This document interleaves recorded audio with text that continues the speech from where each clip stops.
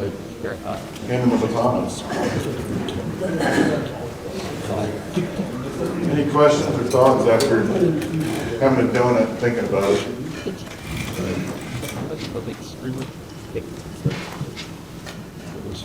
So we're going to go into, oh, there you go. On the residue digester products, have you guys done much testing like with Tyke? You know, it seems like a lot of guys are like, oh, after harvest, we'll go out there versus maybe throwing it on right after the field harvest in September where the heat and the moisture is maybe going to play more favorably. So we spent a lot of time, especially in dry environments. I want to be behind the combine. I want that time value. I think it's better. But we worried that we're taking a live microbe out and applying it. Is it viable in 80-degree weather with sunshine and residue? And so the answer is yes. They basically will transition to dormant in a dry environment. It takes that water to activate. So we spent a lot of time testing, and we'll get that activation when we get a good rain. And so we try to apply as quickly as possible. But you got to wait for a rain, and that can be 3 weeks. And so we've pulled a lot of guys off in the past, especially in dry environments, saying let's wait till closer to a rain. But I don't think you have to. I think you can do it for sure when there's time. And so it's a good question. Are you 20 degrees? I don't think it's as fast, but I think when you have a diverse spectrum of microbes, you get all sorts of different trophic levels that work under multiple temperature environments. And so within a microbial cascade, that differs by temperature greatly, but there's a lot of activity under cooler environments. And so that Novus trial that I shared, that was a frosting every night, very cold situation, not many sunny days after application, warm days after application. So I wasn't really expecting to see what they found at that location. So it was promising, but I do think without moisture, it is a joke. I mean, you're not going to get activity without moisture. So you have to get your residue wet multiple times, or just a nice soaker, and then it's off to the races. So I had calls this fall where we pushed a lot out, where we didn't get rain for 2 months during harvest. Guys pretty upset with it. You know I don't see it much. I go north where it was raining every 4th day. Ecstatic. So I think, I hate to keep going back to that environment all the time, but it dictates so much with biology. It will greatly vary how you look. So I think to keep from beating our heads against the wall, if we are in a heavy residue situation, we're growing big bushel corn, and we are in a no-till environment, I think it's a good practice to just stick with year in and year out and not try to over-guess it. If we're using lots of tillage, I'm not really recommending the fall applications as a whole, unless we're in really high disease environments and there's other issues we're trying to attack. So a good question. I think another thing is if you get it applied, like you say, right after the combine, or actually when you have some moisture in the stalks yet. Yeah.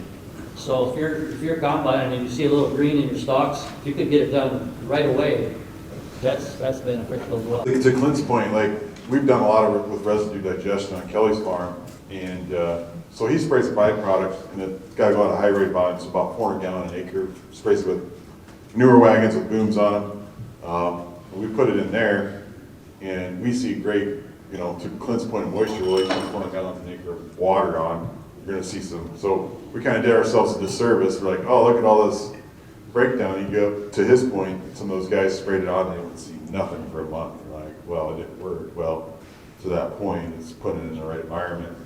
But I'll tell guys that if you can't, some guys can operationally get it done in the fall, just because trucking, you got a lot of stuff going on. We still have a fair amount of guys put it on the spring pass and still get utility out of it during the season.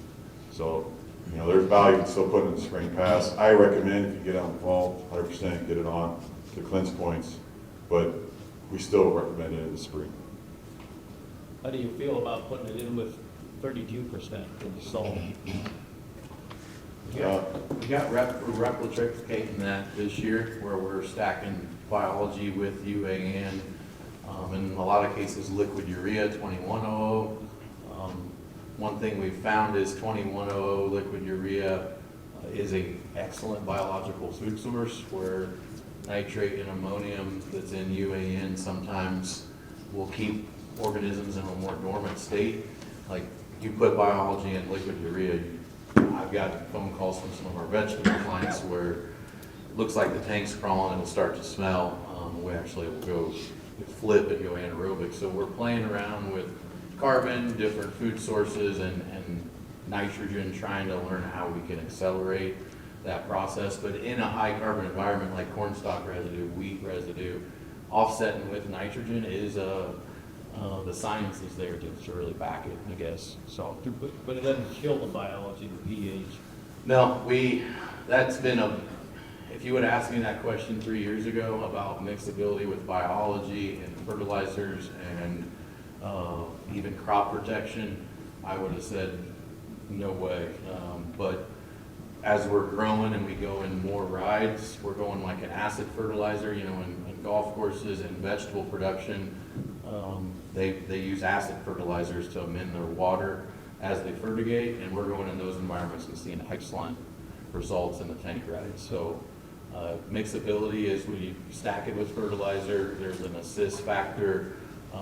What we're finding with a lot of the universities we're working with, where we slow drip biology, that is the best mechanism for disease, because your leaf tissue is a living surface. Your phylosphere is loaded with beneficial properties, and your trichomes that are on your leaves, those little hairs, that's where a lot of that biological activity is. And so N2 fixation from the air, when you look at a soybean plant, you see all those hairs, that is that mechanism. That's where that biology is actually fixing that nitrogen. And so you can load those with beneficials. And so when a plant first sees a microbial sprayed on it, it sees bacteria and fungi hit it. Even though ours is beneficial and a lot of the others on the product are, the first thing the plant thinks is, I'm being attacked by a pathogen, even though you're applying a beneficial. And so it triggers the plant defense mechanism, and you actually turn on SAR response or more of an ISR response, and induce systematic resistance. And that is, a plant basically has a big operating system. It has a defense mechanism, a growth mechanism, and a reproductive mechanism. And it's constantly trying to alternate to protect itself, but the ultimate goal is reproduction. And so we'll get into that about trick mechanisms within the plant with using biology and biostimulants, and some do's and don'ts that we found on application there. So, do you have a question, Jake? No, you covered. We're good. Okay. I guess I would add, I've done some testing in our lab, and I don't like glyphosate with biology. Yeah, with diverse consortiums of biology, and you stack with synthetics. So you stack our product back, BioAg-E, it's got bacteria, fungi, bacteriophages, protozoas. You stack it with the fungicide, you're going to nuke all the fungi in it. But there's fungal spores in it that you do not nuke. And so they still will, once in the environment, they still have the ability to populate. And a lot of the bacterial species, when buffered with carbon into a tank ride, will survive the ride. And so it's been a gray area for me, because as I learned and trained under Elaine Ingram in her microscopy class, you was told everything that we just talked about is not possible, and you shouldn't do it. And I mean, when you go through her compost and extraction class, she wanted me to build a 3-tier building where my extractor was up on the 3rd floor, and there's no pumps and everything. Gravity feeds down to my tank on my planter. And so we spent a lot of time in the early days testing through direct microscopy and RNAi of, we can go through a pump. We can go through a 90-degree fitting. And so it's been quite a learning process, I guess, if you want to go deep with biology. They're more hardy than you think. They're designed to survive. Biology is not static. It's constantly changing. The bacteriophages are the most prevalent organism on the planet and in our bodies. And biology is constantly changing. It's never the same. There's new species being made all the time. Beneficial viruses have a way of infecting the DNA or the RNA of single-cell organisms and can change the makeup of organisms. So, as evolution goes on, there is still constant changes to this biological system. So, but what we found is if we can get in on the ride, we're taking it. And it's been a plant health boost. And so as we have worked in situations where we have highly diseased crops, so take potatoes for instance, they're not bred like corn and soybeans where we have defensive traits or defensive genes built in through breeding. There's some, but they're very sensitive to pathogens. And so fumigation is a standard practice. 7, 8, 9 applications of fungicide is a grower standard practice. But where we can slow drip biology season long, that has been our only attempt at being able to outcompete the pathogens. We can't go with a 1 application and be done. So we will take the ride anytime we can, and it's been a big driver of quality in the end. So, Yeah. So basically what you're saying is you use biology, use the glyphosate with Roundup and it's died off, not at count. You're gonna take the rides regardless and how they. Now you stack. Is that what you're getting at there, Larry? Yeah. And he's right. I mean, you're going to kill counts, and your certain species will die for sure. But what we've found is you buffer your biology with a carbon source, amino acid source, get in the tank and go apply it. You're going to have survivability of certain species. Is it ideal? No. Are you going to lose some of your diversity? Yes. You leave it set in there for 36, 48 hours, is it most likely all nuked? Yes. But it is a time frame window, not a end all be all. The longer it sets in there, the less chance for survivability. So So the best bang for your buck's gonna be if you can do it by itself. you got it. Yes. All day. That was the question I had. So what's the percentage? Obviously, you're losing something, so it's not Yeah. free. It's supposed to have free, so I'm wondering. It's not ideal, but where I guess take acid fertilizer when we fertigate on vegetables out west. You're going into a pH environment of 2 to 3 pH, which nukes a lot of biology. But yet we still see upticks of P and K pathways on where we have 50 pivots running biology and 50 not. We still see no scab or rhizot in the Indian potato, where when we don't do that, we do see the scab come in. So a lot of this is observational, and we're just now really, getting into the actual testing on the survivability. When I started in the biology game back in 13, a lot of the tests that I'm running today, I was doing with a microscope and not actually RNAi to see what the survivability was and being able to grow them out.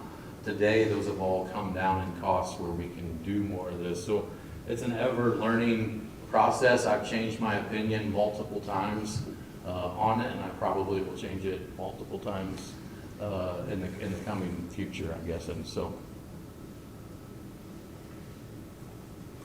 So with all your trials, I've seen some stuff where, and we haven't used, there are different burners, for digesters. Have you seen where there's less weed pressure after you use them, or less volunteer corn and that sort of thing? Yes, but it's not every time, and that usually comes from not having the biology to complete the nitrogen cycle.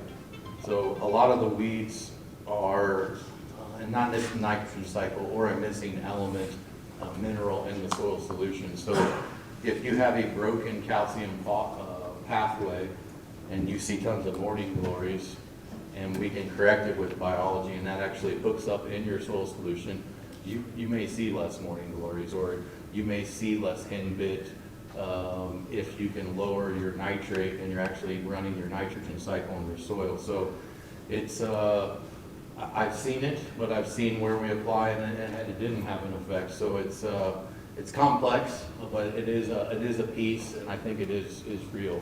I think it goes back to what you said earlier, that carbon oxygen soil structures thing. Like we see it on where Kelly's farm, where we got those going right, we're adding that in, we have less weed problems. Where we have high mag or low calcium base saturations, we have tendency to have more weed issues, grass issues. So I think you get those right, and you bring your biology in, it's gonna, to Clint's point, be a lot better.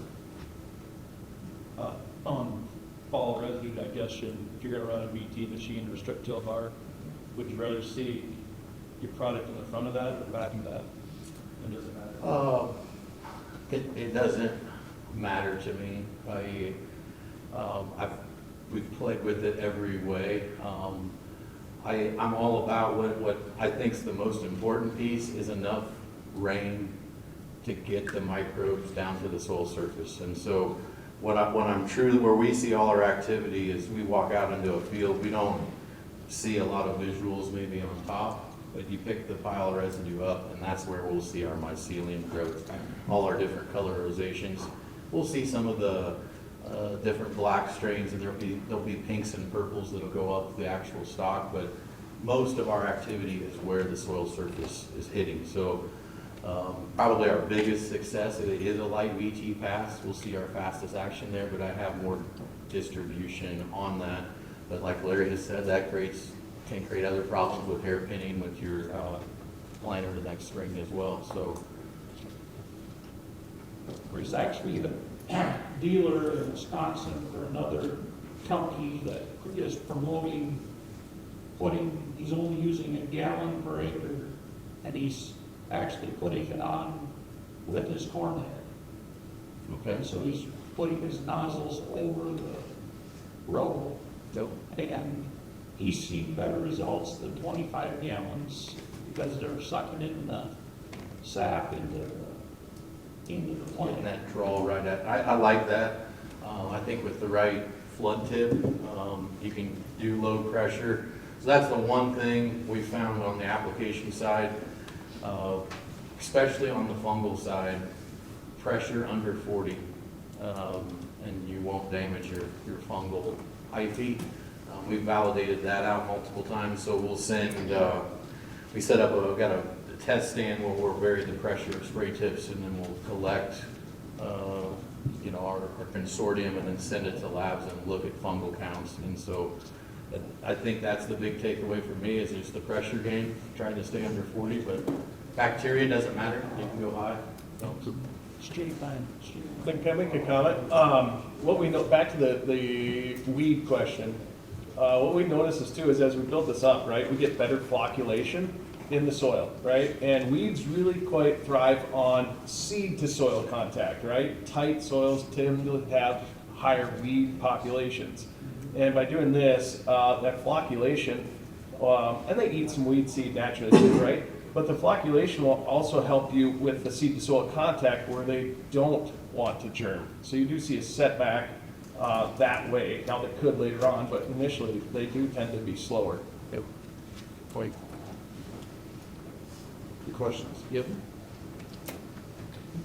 All right, we'll keep this train rolling. So I'm going to kind of go over plant SAP analysis. It's something we've started about 3 years ago, using and continue to use it today. So I want to talk about the main differences of SAP versus tissue. How many people in here tissue sample? Maybe a few. Okay, so tissue sample kind of explains it on your right and SAP on the left. Biggest thing is this middle piece. Tissue is drying, weighing, grinding, much like a soil sample. Grind that whole material up, ash it, and then get your extractions out of it.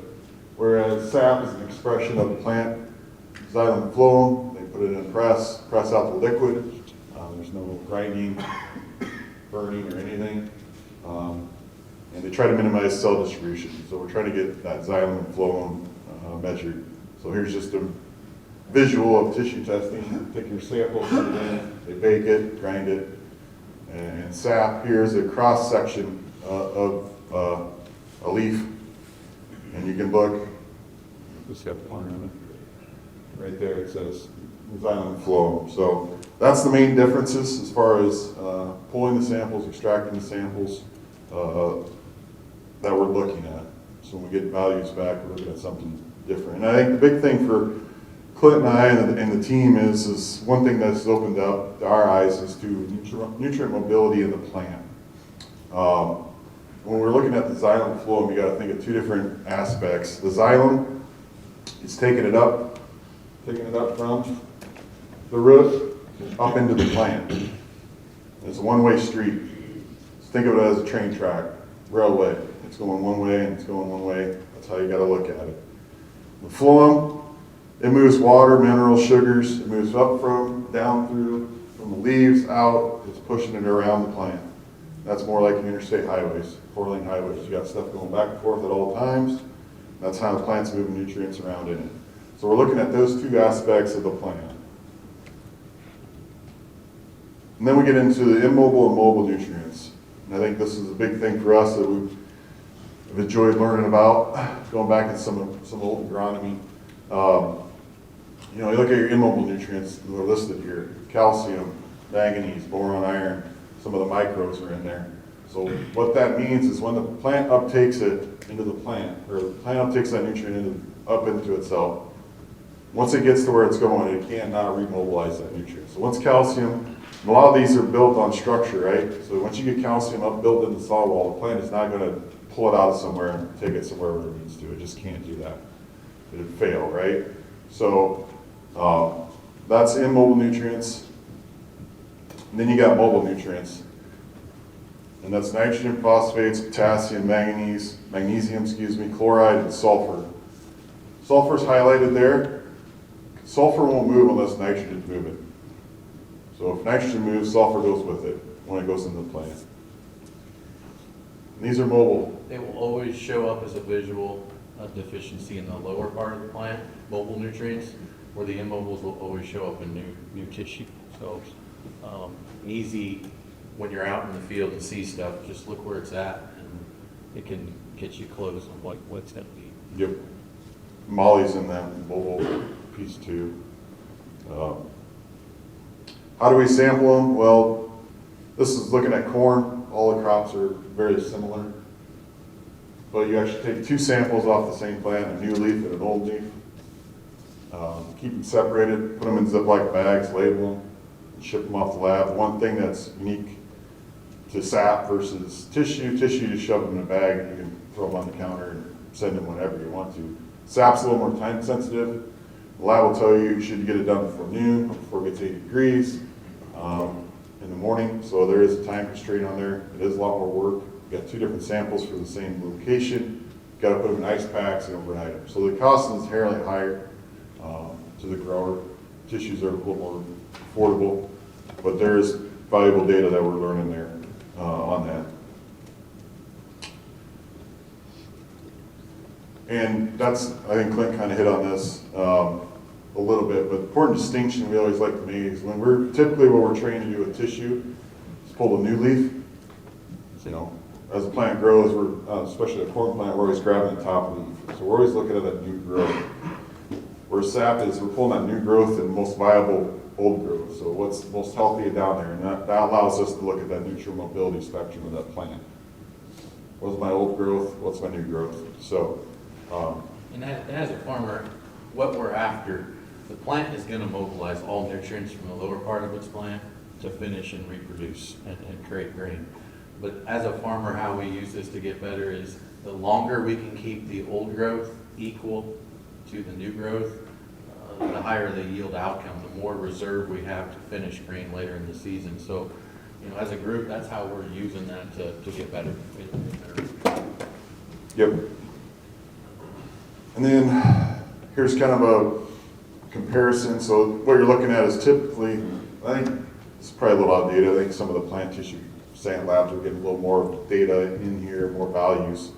But historically, this is where it's been as far as the values you get back on your report, your tissue. When we get a SAP analysis, we kind of fill in a lot of gaps. And I think on the left, or be your right side, are probably some of the more important ones that we have used as we've grown in SAP analysis. When you say, Clint, the nitrogen piece has been really huge. And we'll kind of go into that a little bit later. Here's a report I like to show. It's busy, there's a lot on there. It gets confusing quick, but it does provide a lot of data. You know, us at Calibrated, we are working on a tool to provide to a dealer and take these and kind of make them simplified. Where do I need to go first? But really the main theme out of here is what we've gained is cation, anion balance. You know, where's your old, to Clint's point, new growth, old growth? How do nutrients work with each other? What's out competing what? They are boxed into, back up. Your plant's always trying to balance the charge, so positively and negatively charged nutrients, they want to reach a neutral, the plant wants to be working a neutral pH of 6.5, so if it can't reach balance with a needed nutrient, it'll bring in chloride at a higher capacity to compete with your cations, with your positively charged nutrients. So another takeaway is it's very much a charge balance. Yep. And we're talking about nutrient buildability, so highlighting to Clint's point, your cations are your positively charged ions. So you can look at calcium, potassium, magnesium, and sodium, and where are you sitting at? It'll tell you if you're excessive or deficient based on the new and old growth. And you can start to make decisions off of that. Anions are the same way. You can measure those and see what's out competing or where you're lacking. So it's allowed us to get a glimpse into what's moving the needle, basically. And then into the nitrogen piece, which is my favorite. The one thing that's allowed us to do, especially in our area, when we're looking at nitrogen, we can actually talk about assimilation. So if we go put a pound of nitrogen out, is that pound turning into protein that we need, that the plant wants to? It's really helped us look at, because there's two forms, this registers, we got ammonium and nitrate. Tissue has historically never given us that. We just got 12% nitrogen, so we didn't know if we were assimilating efficiently or what that nitrogen necessarily was. So now we can look at ammonium and nitrate, which are two different forms, got two different functions in the plant, and see where we're at. On the right there is a visual of how nitrogen is assembled. There in the plant. And on the bottom there, it talks about ideally the plant, when it takes in nitrogen, needs to convert that to a protein within the first 24 hours. If it can't do that, then it'll store it somewhere. It'll take the nitrate, if it comes in as nitrate, if it can't process it, don't have the tools to process that nitrogen, it'll push it in the vacuole and store it for later. If we continually do that, to Clint's point, Jared's got a great example. So if you got abundant of nitrate flush, which we've seen at times, coming into the plant, it's like a balloon. And it's just air getting filled in the balloon. As that balloon fills, because you can't process that nitrate, the walls get thinner, right? As your balloon gets bigger. Eventually, it'll pop, but the cell's too dumb not to pop, it'll divide. And you'll start the whole process over again. And you get these long, rangy plants, long cells, you get nice growth, but you're weakening the cell walls, because as that nitrate fills in there, the plant's got to balance it, and usually is with aqueous or water. And that's what the fungi or any pest is looking for, is the water. You weaken that cell wall, you make it more susceptible to that. Yeah, it is a, there ain't a prettier looking plant than a plant that's been overfed nitrogen early in the growing season. It's faster growth, darker green. But what happens, like Mike says, you get this cell elongation. And as a corn farmer, we never paid attention to assimilation. We talked about nitrogen stabilization, keeping nitrogen around. But why we get such a rapid flow of nitrogen, especially in row crop production, it's part logistically related. We apply a bulk of our nitrogen in manure or fall fertilizer, and then we get organic matter waking up as biological activity wakes up, and we get this huge nitrogen, ammonium, nitrate and ammonium bloom from organic matter, plus what we applied, and the plant cannot process it quick enough. And so how you get around, there is a major yield penalty from having excess nitrogen in your plant. And we'll get into that in a little bit, but one of the things we can do is just split plant our nitrogen. That is the easiest thing we can do to get around this bottleneck. And so we're big proponents of the side dress, feeding in season versus all up front. because it is a plant health deal, and it probably isn't every year, but when we have huge organic matter releases of N, plus a huge one-shot application, we will see disease higher in fields that have this excess nitrate. And the thing is, the plant can process this nitrate, turn it back into a protein. But carbohydrates, through photosynthesis, have to be reimmobilized, taken from other plant processes to convert this nitrate back to protein. So it's an energy demand on the plant, and it can, in some cases, really reach disease pressure. So here's an example of what Clint was talking about. Here's the building blocks to convert your nitrate or your ammonium. You need all these available, the plant needs all this available to make that process on your right happen. So you need your carbohydrate, sugars, carbon pieces. Sulfur is a big key. Molly's key in nitrate reductase. So you need moly for that enzyme to start the nitrate process. Copper, iron, and phosphate. Phosphate's on there because once, like Clint said, you create an energy demand. You need ATP, adenotriphosphate. So you need phosphate available at that time too to keep that energy demand high. So it does put an energy demand on the plant through that pathway. Other thing to think about, nitrate, negatively charged, so is phosphate, so is sulfur. They are all competing for a place in the plant to get charge balanced.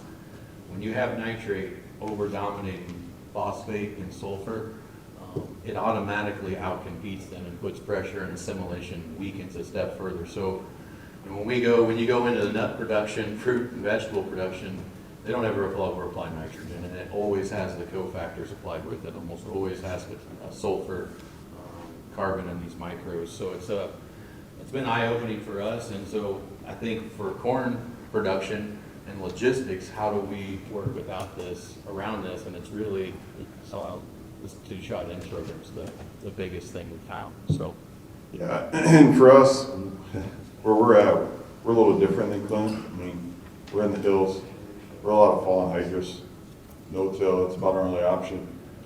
40% slopes, 100-foot elevation changes. We can't side dress. It looked like somebody rooted the corn out there. So we have to figure out different ways. We do a lot of foliar apps. I believe our biology becomes a part of that for us and that system out there. And then providing these building blocks is key. We've done enough studies out there with our soil profile and Kelly's farms to know that we can get flushes. I've got some studies where in that first top foot of his soil, he'll get 700 pounds of nitrogen kicking out of there at certain times of the year. So we know we can get enough nitrogen. It's where we can assimilate it. And we've actually been lowering our upfront rates. We BRT it through the anhydrous bar. But I think this year corn on corn, we were around 170 pounds average, going from about 80 to 90 all the way up to about 220 in the weaker spots. So that's how we're getting around it in our environment, because we just can't side dress. What makes you BRT? Historically, it's been yield maps. Because Larry trained me.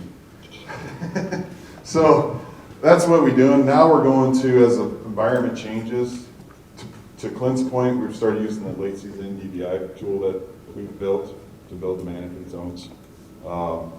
Mostly because Kelly runs 3 combines and in the same field, getting good clean yield data, making good recs off is going to be challenging, even though there's all the technology in the world.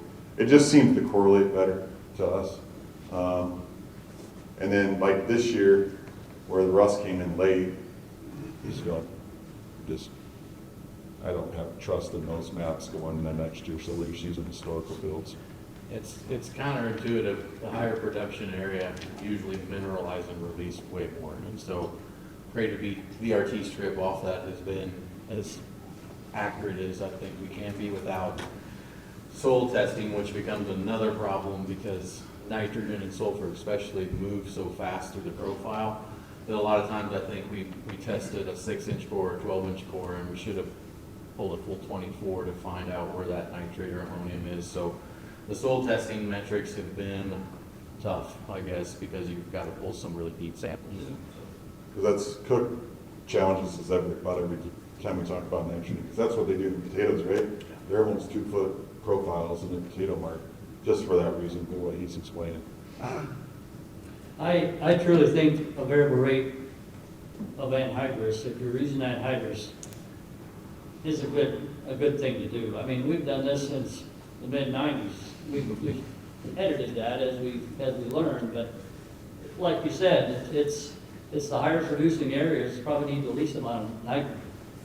Then your poorer soils, your lower organic matter soils, you have to pour to it.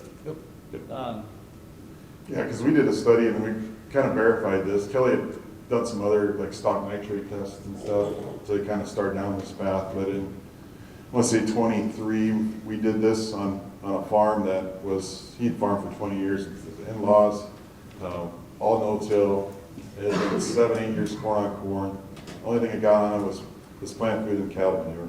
So it was a highly productive farm, and we replicated it. We went 0-60, 0-60, 120, 180, and 240 grades. We used 180 as our control, and we blocked it out, and ran the hydrospar through it. And long story short, as we came to yield, based on ROI, you know what the number one rate was? Anybody got guesses? 60. 60 came out on top. It wasn't the highest yielding, but ROI wise, you know, because your reduction, it was number one. So it really it proved out our fact that we were putting on too much. Now we don't put on 60 because the hydrospar doesn't tend to go that low. Actually, so we're in that 80 to 100 based on that. So. I remember back, I think this was 96 or 97. These, how long I've been doing this stuff. This was up in Webster County.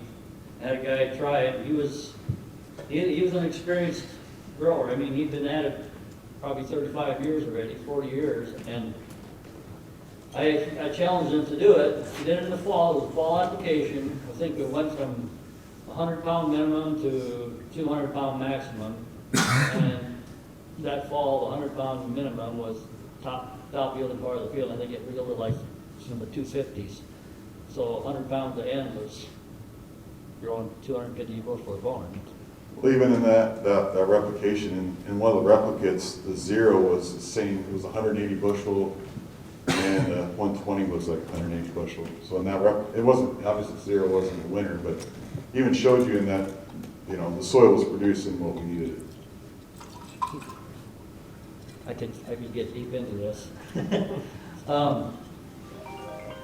So, in my opinion too, and guys, correct me if I'm wrong, but over applying N is also going to hurt you the next year if you're in a crop rotation. So, for the short time, Pioneer had a program called Encirca, and I was involved with that. And we did a nitrate test after harvest, where you go out and take a soil nitrate test and see what the residual levels were of N. And you would have never believed this, but the residual N was usually lower on the soybean, a crop that had soybeans on it, than it would be on corn. Okay? So that's saying that we didn't use up everything that we put down for that corn crop. So next year, you've got some residual nitrogen out there, and you're planting a bean crop, if you're on the rotation, and what's a soybean plant do? It produces its own nitrogen, right? It produces nodules. Well, if it senses nitrogen there already, it's going to say, well, it's going to make it later. It says, I got nitrogen here, I don't have to make nodules to create, and then soon after that, it runs out. So then we're behind. I think our biggest concern too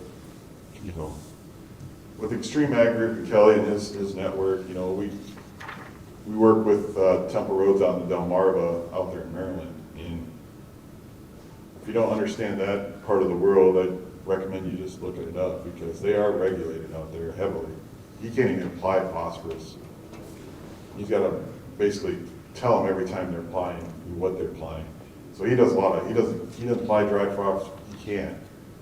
And with everything that goes around here, I mean, everybody remembers the Bill Stowe probably suing. I was in the middle of that when I was at Nutrien. We were pulling the tile samples out of that tile, the same tiles that Bill was. And, you know, we charted it all and all that stuff. And dry year, those tiles have been dry forever. You get a big 4-inch rain. We did that year. We had 2 5-inch rains in Carroll County, and it flushed that whole system. You had this huge spike. Well, it's all the residual nitrate laying in the tile that just got dumped out of the system. So, but that was nerve-wracking when we were going through that, because, you know, you listen to a lot of the banter, and what you listen to Temple and all his stuff, he's got loopholes and jumps he's got it through just to get phosphorus on his plant. It concerns me that where we're headed with this nitrogen deal, if we don't start trying to correct it a little bit. Yeah, we talked about this at grower meetings back, I did them back in the mid-90s, we talked about this, and it's still going on. I don't know how to, I think nitrogen is just emotional, because if you're short, there's nothing more detrimental to corn yield than being short nitrogen. But I heard Rick Haney say once, he would rather a farmer mower plow than over apply nitrogen by 2x rate. So I think take that into consideration. I do think regulation's coming. It's not an if, it's a when. I really thought Illinois would be ahead of Iowa, but I think Iowa will probably be first. National corn growers are very concerned with it, and it's kind of funny, the more nitrogen we apply, the more that's in our water. And so I think the split application and trying to do this on our own ahead of time is important. It's something to think about. Well, I think the whole point of it is we got better tools than we did even 10 years ago to help learn on that and see where you're at. Because everybody's management is different. So you got to kind of figure out what you got going on. So does your model that for what you develop, does that correlate into the summer to them? As far as our SAP model, Well, for your nitrogen that you guys developed, that system you've already developed, does that correlate in the fall? No, because it doesn't take the environment into effect. So where he applies nitrogen and BRTs it, even in a wet environment, he has very little loss due to his hills. He doesn't have that ponding effect and the big nitrate flush out or the gassing off of nitrogen. I struggle with the opposite. I struggle with losing it from either leaching or gassing off. So for me, I've decided I'm just going to apply less in the fall, and then I'm going to be reactive to my season. So rain won't quit raining. I'm probably going to apply a few more pounds when I side dress. It's dry, I'll probably stay pretty lean, and we really try to shoot for and a lot of my flat geography is 150 to 60 pounds total for the season. And our rolling geographies, we're pushing that a little more. So as we have analyzed more and more SAP data and yield data and correlated yield, as a whole, our nitrogen and phosphorus applications are being slightly reduced. We're getting down to a 0.18, 0.22 on phos applications season long. Nitrogen, we're trying to shoot for a 0.4 to a 0.7. But potassium, we're going the other way. We are going to we're almost to a 0.332 on potassium application. We're over applying over a university rec. And sulfur, we're probably 2x or 3x on the sulfur application. And we'll kind of rock through that as well, why we're seeing such a positive correlation with yield with sulfur. So, were you guys using organic matter in addition to the yield map to kind of see what the mineralization of the soils would be? Yes. Yeah, for sure. yeah, we've done that, yeah. Yeah, for sure, yeah. It's a big difference geography to geography depending on that. Sure. Yeah. so we'll kind of hit on one product that we like to use. It's called a product called Backbone, formerly called Backbone. It's a carbon source. And kind of what we want to highlight here is when we're going through the nitrogen cycle, the importance of a carbon, because there's all these carbon chains that need to activate in these glutamate, glutamine cycles, as you can see on your left here, that need to be in sequence for that plant to keep going too. It's not just sulfur and your minerals, those micros that are in there, but that carbon piece is very critical. And this backbone piece can fill in those gaps. And that's why when you see a lot of benefit, maybe if you guys are side dressing or whatever, you've been adding humics or whatever carbon source, you see a little bit of benefit from that, not only stabilization, but you're getting pickup from filling those gaps. You want to explain backbone a little bit? of Yeah. humics? So, what makes backbone a little different? It is primarily when you would test it, it shows up as a 7.5% fulvic. But within humics and fulvics, what you're really after is molecules that allow energy transfer, electron transfer. So within humic and fulvic substances and within our soil and plant, the molecule that transfers energy is called quinones. And so humics and fulvics are loaded in quinones. And what that essentially does is allow the transfer of energy for antioxidant production for assimilation. And so backbone is a microbial digested fulvic, but it is stacked with different carboxylic acids that will help create double bonds. It's a stronger energy sequence. And so a straight fulvic acid will help with assimilation, no doubt. And Mike and I are always looking to get cheap or get cheaper. We've tried to find better sources to help drive assimilation. But when we talk about calibrated agronomy, and that's one reason we call it calibrated, we'll run backbone against fulvic or different carbon sources, and we'll look at the assimilation. Are we assimilating better when we have foliar applied backbone or when we put backbone with our UA in? And as a whole, we feel like that it very much strongly is doing that. So backbone, we primarily use it at a 1/2 ounce to ounce per pound of N applied. But if we are getting a huge organic matter release, we'll foliar apply it, usually with sulfur micronutrients, that we can get that nitrate to burn out of the plant and kind of open it back up. So it's been a great product. We use it late in the season within quinones and energy transfer. That is the main mechanism in antioxidant production in the plant. So the plant's producing all these compounds on their own. But when we can offset it and understand what to apply when, this is really big at driving out ethylene as well. And so it's just an energy transfer mechanism. So we see some pretty good benefits with this late season. A lot of guys are stacking it with their fungicide or sulfur late season apps, and we're having really pretty dang good luck with it. So, but it's designed to complete that assimilation cycle. It's the missing carbohydrate links within that. So this is interesting. This is something we've been working on the last 2 years. So what you're looking at is a Pearson correlation. So this is every parameter on a SAP on your x-axis and your y-axis. And where you see that diagonal of solid green line, that is where sulfur meets with sulfur. It's 100% positive correlation, obviously. But where you see red, there's very little correlation, or actually a negative correlation. And so we run this, we've pulled close to 4,000 SAP samples this year. We probably have the largest data set on corn SAP in the US. And we look for relationships. And what Luke does in the background is what he found is sulfur, when it goes up, it brings about 10 other nutrients with it. And so it's probably the biggest mover of all other nutrients. It brings phosphorus, potassium, nitrogen. It lowers nitrate and ammonia, the negative aspect of nitrogen that we don't want. So it has a negative correlation, which is actually a positive to yield, but it brings a lot of micros with it. And so found this last year, and so we started making a lot larger applications of sulfur. I've got strips where we Y-dropped, probably 150 pounds of sulfur through the growing season about every week, 10 days. And got to harvest, and we monitored with SAP all year, and I would see a sulfur spike, and then we'd go right back with the control. And so we get to harvest 0 bushel. And so by 150 pounds of sulfur, when sulfur is a huge limiting factor and correlated to moving all other nutrients, why is that? And so sulfur is the most volatile nutrient in our soil solution. It can be in about 11 different forms, but the primary one that it wants to go to is sulfate. And so sulfate is the only available form to the plant for sulfur.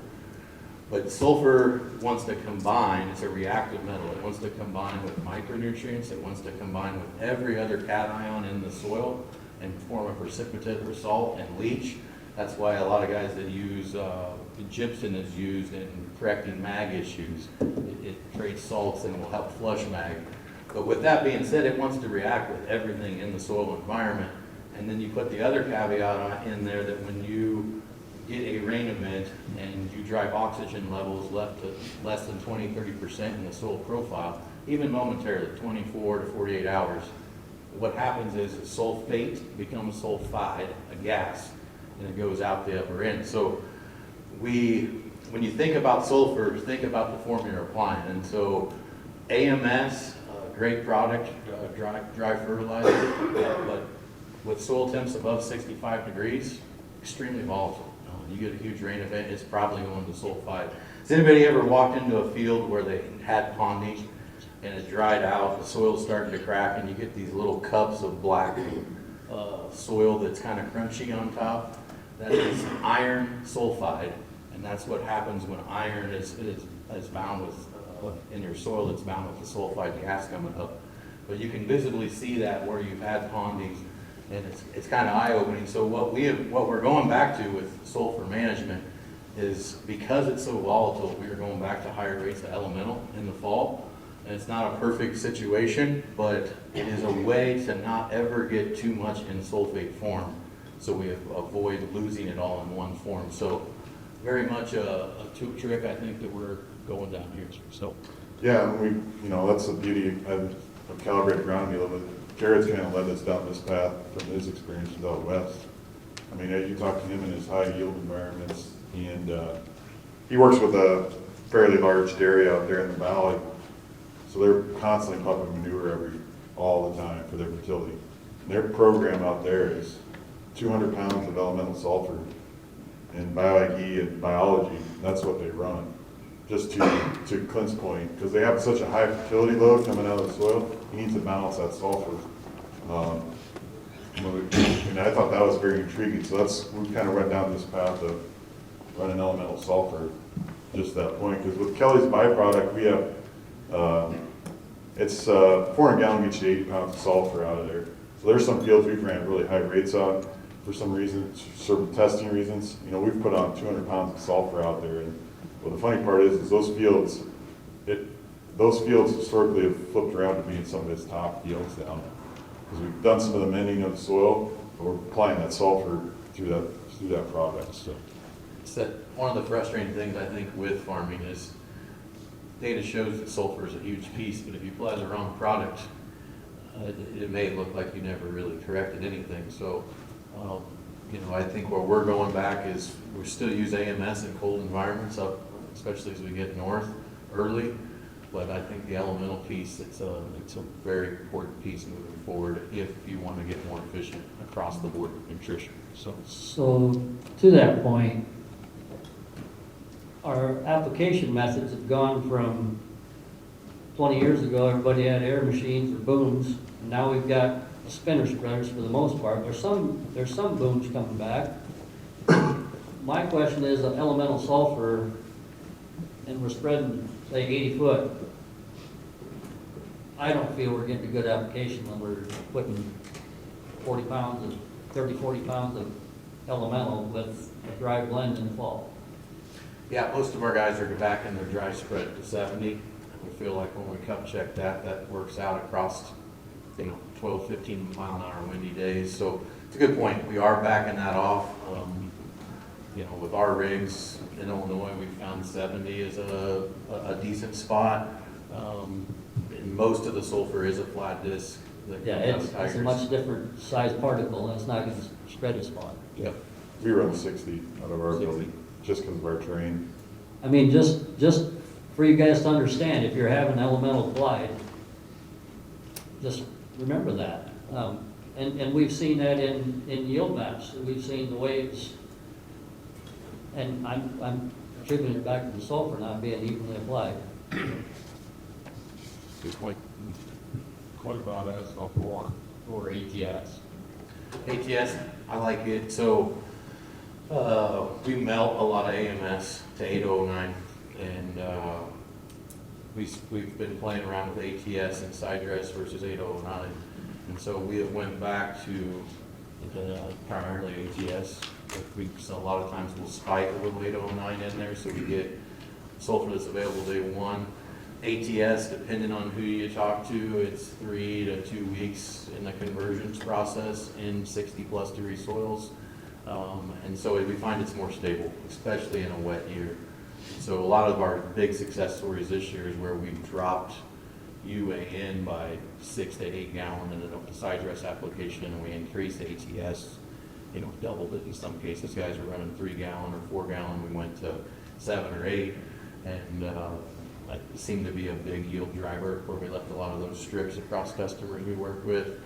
So I'm definitely in offsetting that. I think you offset with our UAN reduction to allow for more ATS. Now, soils that are below 65 degrees, I think the ATS is not available for quite some time. So.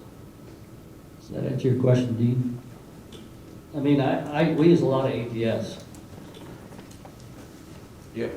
Yeah, on the elemental sulfur, do you have concerns on some of the soil pHs and 5s or low 6s? No.